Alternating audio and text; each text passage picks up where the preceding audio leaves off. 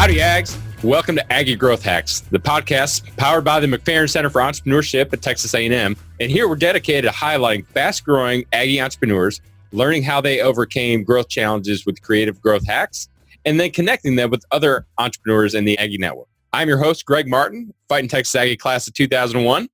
And I'm the co-host, Chris Hunter, Fighting Texas Aggie class of 1998. Whoop! Got a little story for you, Ags. Derrick Ratliff, Fighting Texas Aggie class of 2007, founded Horizon Firearms in 2012. And in 7 short years, he grew his company to be one of the fastest growing Aggie-owned companies and was awarded the Aggie 100 nomination in 2019. So pass it back and listen to Derrick as he shares some good bull.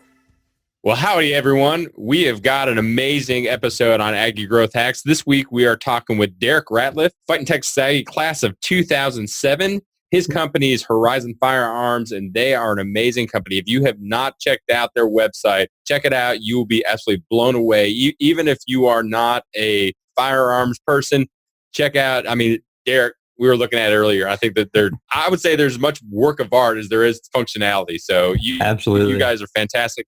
Congratulations, first off, on your Aggie 100 win in 2019. I know that was a big thing that you guys have been working on, so congratulations. Oh, yeah, man. Appreciate it, and appreciate you guys having us on. Yeah, that's definitely something that we kind of set our sights on early on. It was fun to kind of see that goal reached. That's awesome. Well, let's just jump right into it. Derrick, we all love Texas A&M, and it has shaped all of our professional and business lives. And absolutely, that's why we ended up moving back. Didn't want to get away from it, you know. Yep, same here. Well, tell us your favorite Aggie memory. Man, for me, a lot of my A&M memories were based around the archery team, you know. And so I shot competitive archery for A&M. They've got an awesome program over there. Great coaches. You know, Frank even had coached in the Olympics. And so it was an awesome opportunity, really traveling with them. We got to go out to UCLA and do kind of a national championship shoot out there for outdoor archery. Wow. And that was super, super cool. It was first trip to California. Actually, you know, growing up kind of a small town farm kid, it was the first time I got to fly. So it was a neat trip. Very cool. Awesome. That's great. So tell us a little bit about your business and why did you choose to start it? What's the origin story? So we are a truly custom bolt action rifle manufacturer, and we specialize in bolt rifles that tell your specific story. We also make carbon fiber composite stocks and that kind of stuff. But the rifle side, you know, we went to BHAG, worked there in R&D, did some outdoor television, and kind of started looking at the firearm space, really paralleling it with competitive archery in the kind of long range craze coming up. And my brother and I looked around and said, man, you know, this is an industry we really wanted to be in, but we wanted to really build rifles that told a story for not the person per se that we were building it for, but for their grandkids and, you know, great grandkids. And so, you know, we wanted to do different things with the rifle, still guarantee their accuracy and all that kind of stuff. But we were like, if you're going to build a rifle, why not have something that told kind of about you and something for somebody to remember you by. And so, you know, like I think you see that when you go to our website. You know, we did a rifle this year and told kind of a video story about ourselves, and you know, built this rifle that kind of told our story. You know, that's kind of how we got into it. That is so amazing. I mean, when you're talking about generational impact. Yep. In what you build and craft every day. That is so cool. Yeah, it was a different thing for us. Like coming from the archery world, archery was just changing all the time, right? So every year you needed a new bow, and technology was moving so much, and the firearm space didn't really work like that. And so when we wanted to kind of get in the outdoor industry, we say, well, what is a product that we can build that we know won't be thrown away next year because it's obsolete or because it's old technology? And so firearms kind of have that sort of neat nostalgia that they stay around. So it's cool to know that, you know, something we build today, 50 years from now, somebody's going to pick it out of a safe and remember granddad by it, you know? That is awesome. So let me ask you this. So you founded your company in 2012, is that correct? Correct. And last year you were the 28th fastest growing Aggie owned company. So that growth comes with a lot of challenges. Absolutely. So what are some hacks that you learned at A&M that kind of helped prepare you for life as an entrepreneur. Life is a fast-growing entrepreneur. Man, I want to tell you that my best alternate education through A&M really came through. I was involved in MSc and MSc a lot, and got an opportunity to be in their kind of finance development committee through MSc a lot. And what was cool about that is, just the administrators and the counselors and stuff kind of around the MSc organizations, we got a little more education in terms of running the organization as a business, right? And so we were focused on, and at the time in college, it is like those are the things that mean the most. I mean, looking back, it's like, well, a parallel business, but at that time, like those things aren't crazy crucial, but they're extremely good learning experiences. So, whether it be budgeting and handling money and where to do certain investments with this thing or the other in order to kind of see some return through your organization. So really, and then did treasurer for the archery team. And I always encourage kids now, in my opinion, every major should at least get a minor in business. Like everybody needs to get finance and accounting, which, if I had to do it all over again, I would spend a little more time in both of those areas for sure.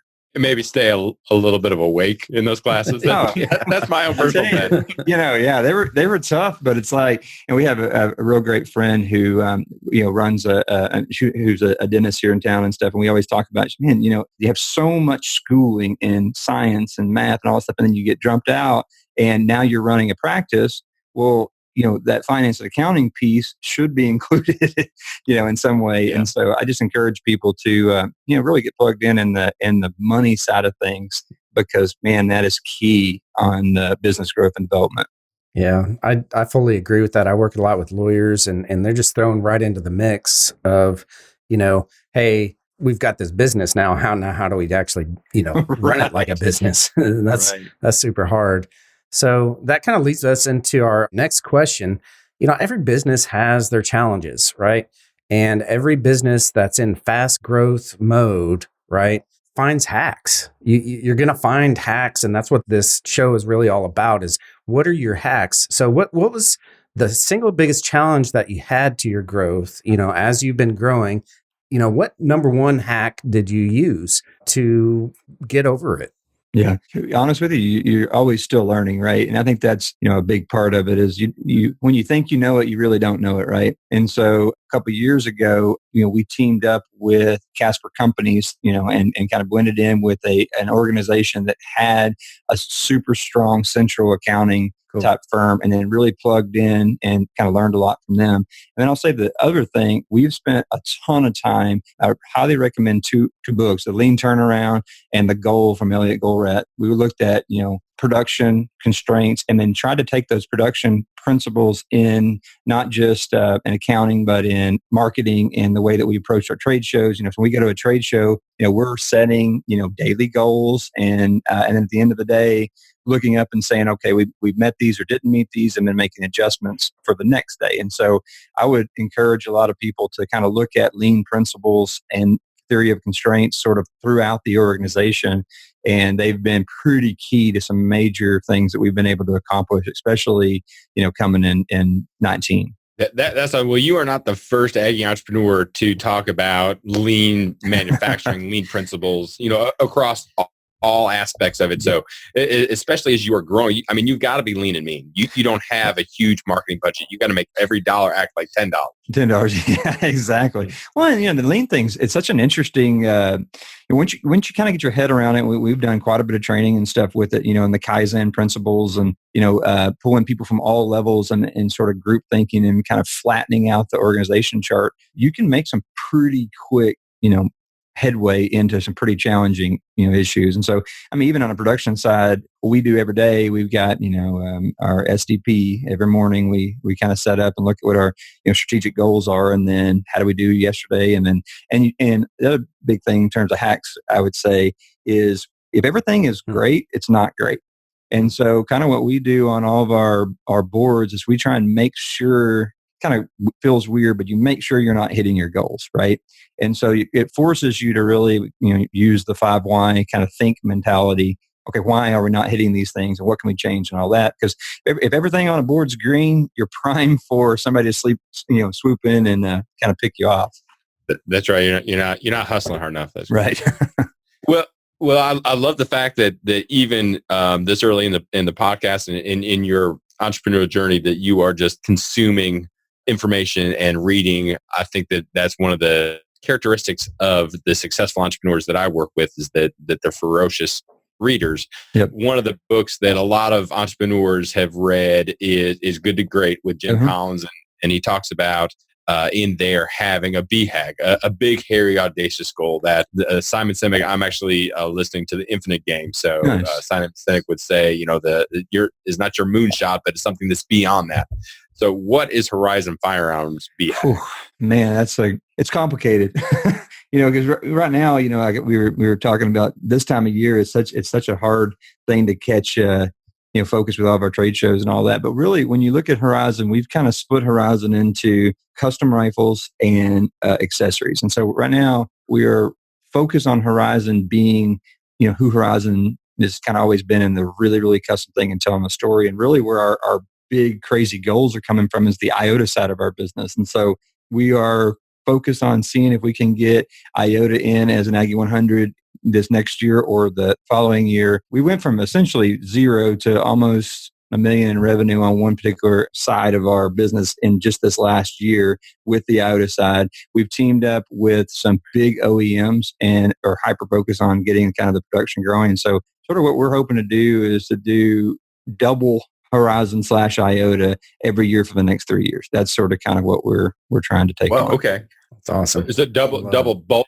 sides of? Yeah. So when I look at it combined, we've kind of doubled up Horizon. And then now with IOTA, we've more than doubled. And so we think we can take that unit and double one more time into the sort of revenue growth section. So, we're investing quite a bit in R&D and new products and a lot of the molding stuff that we're doing, and then really, really hyper focused on key partners in the industry. So, a lot of people don't realize that a lot of the large OEMs, they can't manufacture everything in house. And so we can take to them a couple different things and say, like, for example, on our stock side of the business, I can go to a mid-major rifle company and say, look, we understand that you want something that fits this weight, this coolness factor. You want to understand what the trends are right now. But in order to do that, they've got to invest in R&D and, all these other things. And so we've kind of found with the stocks, Horizon allows us to really hyper focus on what the trends are, the cool fluting, the cool carbon fibers and all that.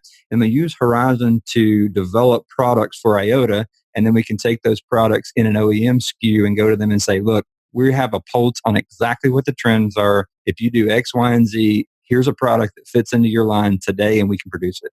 Nice. And so that's kind of where we're going with the business. That's pretty awesome. That is a big goal. That's awesome. Yeah. It's tracking that way, which feels weird, right? Like my wife sent me a text yesterday, and she's great, just encouraging, and so we finished our 5th year with Dallas Safari Club this show with 2 10 by 20 booths across from each other, so like a big 40-foot spread. And she sent me a Facebook memory of the first year we did it, which was a makeshift wooden booth that my brother and I built, like 3 guns on a wood table that we built, so it's just neat to see the path. And so it's hard to look back at the wake and actually even feel like, man, did that even really happen? Yeah. Yeah. That's awesome. So this leads us into our lightning round. Okay. Lightning round rules are pretty easy. You've got about 30 seconds or less to answer each question. And so without any ado, let's get on into it. Okay. We talked about hacks earlier. What's your favorite hack, right? This could be technology, health, whatever, anything goes. This, for your business, for your personal, because we're all together, as far as entrepreneurs, our entrepreneurial life as well as business life, right? Yeah, the thing that works best for me is almost anti-technology. I've figured out that if I got a regular moleskin calendar and I can physically write down what has to happen each day, and then I have a large calendar that tells me the key things we have to hit, and I'm looking at that continually, and I figure out if I can write it down and review it physically, I'm much more likely to accomplish it and then see what I didn't accomplish the day before. So you can adjust your workload accordingly, and I think you get more done that way. Awesome. That's awesome. Yeah. Well, you've already given us 2 books, so I'm going to push you a little bit, and I'm not going to allow you to use either one of those. But okay, what's maybe either another book or maybe a podcast or an album or something that you are just really digging right now? And I would say two podcasts. How I Built This. I think there's awesome stuff on how I built this. And then for our particular industry, kind of the guy who's leading the pace is the MeatEater podcast, which, is hunting specific, but there's also a lot of rules and regulations, and it gives us at least a pretty good pace on how the industry is going. The guy's super educated and very, very entertaining. Yeah, that's awesome. What about what I heard about this new podcast on the Horizon? Yeah, absolutely. I wasn't going to do a shameless plug, but I will now. Heck yeah. I'm actually doing some podcasts ourselves. It's on the Horizon with Derrick Ratliff, and we're kind of, doing not just our hunts, but kind of how we see the industry, and then just different life thoughts, training up. I've got a boy who's we're training him in the outdoor industry and stuff, and just wanted to kind of put out information. We get asked a lot about what we're doing, so I thought it'd just be a cool means to put out some information. Cool. Very cool. So check it out. Yep, absolutely. Everybody go there right now and check it out. So what challenge are you currently facing right now, and how can the Aggie Network help you? Right now, it's always getting key personnel, right? And I think people, we didn't really talk on that earlier, but it's not just bodies, right? You need certain ways of thinking. And each business, I don't think I learned this well enough in school. Each business has a personality, right? And some people either fit in that personality or don't fit in that personality. And so, being here in College Station, being with in terms of the Aggie Network, we're blessed, and that there are some really smart kids that are in school and coming out of school. And so it's been, kind of a focus of what we're doing here with the IOTA brand, is looking at some of these key engineering students and offering some, maybe some internships or some, development design ideas for us to kind of test them out, and for them to get kind of a running start once they leave here. That's great. And I think that being here in the fact that we are in the South and there's a lot of outdoor, you grow up with that. You've got a lot of people that understand your culture. You've got a head start. So how can the Aggie Network get in touch with you if we've got some individuals out there that feel like they would be a fit and maybe come join you, or just connect with you? Absolutely. So always you can reach me personally at Derrick, Derrick, at horizonfirearms.com. You can message us through either horizonfirearms.com or iotooutdoors.com. We have Facebook and Instagram for all those. And we do have a retail shop here in College Station across from the Walmart on Morgan's Lane, right behind the O'Reilly. So we're open Monday through Friday, about 9 to 5. We're usually here earlier, and we're usually here a lot later. But we'd love to see you come by, and we show you some products and kind of show you what we do. It's a wicked cool shop. I mean, when I walked in after the Aggie 100, I was like, oh my gosh, this is like a kid in a candy store. Absolutely. And we've changed it since you've been here, and then we're actually doing another change kind of the end of February, where we're creating more of a showroom feel. We installed like a fireplace and some sitting and TV and stuff, and kind of giving it more of a man room feel where we can like sit down and design the rifles. And so one thing we did quite a bit that now we're advertising, and it goes with the guns. My brother's always done hand sketch renderings like chip foose for rifles. And now, it's always been a thing we did in the back. It's like, look, here's kind of our vision. Let's do this. And we had some customers that saw us doing that. And so now it's like, oh, well, that makes sense. We'll just include that kind of like Foose did with the rifle piece. And so I think if you look at our new website, you'll see some of those sketches and videos and stuff. No, well, that's really cool. And I mean, I love your setup, but your logo is pretty cool. Appreciate it. I don't know who designed it, but that's good. Dude, well, and I don't know if you've seen the video, like the circle with the prongs is our family's brand from the 1800s.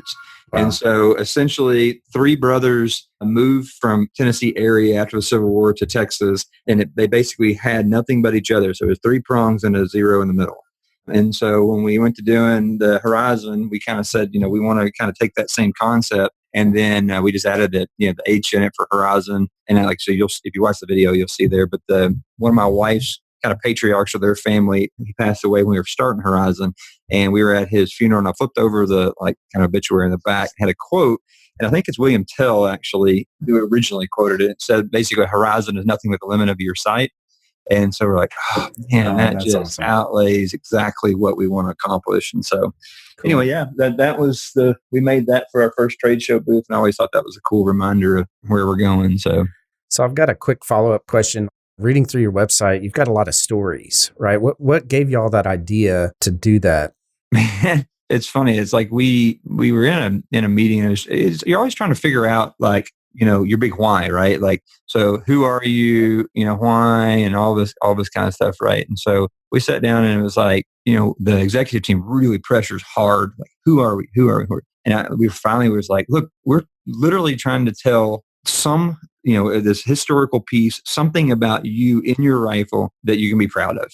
And, and they kind of push a little harder. And it's like, it's literally, we're telling a story. Look, but instead of writing it, we're just building it. So that kind of came out and it sort of hit us. We're like, that's exactly who we are. And, at that same time, we had a guy, and he's become an awesome customer of ours, super nice guy, came in and was wanting to do a cool build. And he had this wicked neat tattoo on his forearm. And he was kind of telling us, where he got the tattoo and why and all this stuff. And I'm like, that's a cool story, man. Can we build that into a gun? And at that point, it just stuck. Cool. And so, yeah, it turned out to be a super sweet gun.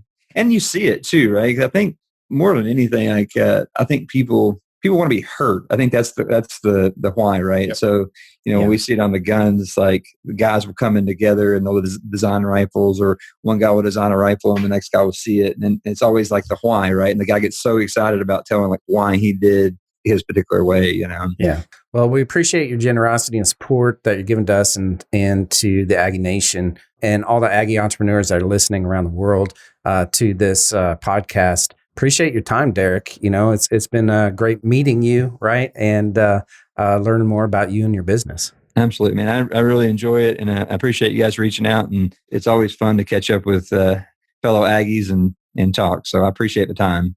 All right. Well, that'll wrap it up for this episode of Aggie Growth Hacks. Check us out next time. Again, Derrick, thank you so much. And y'all have a great day and a great week.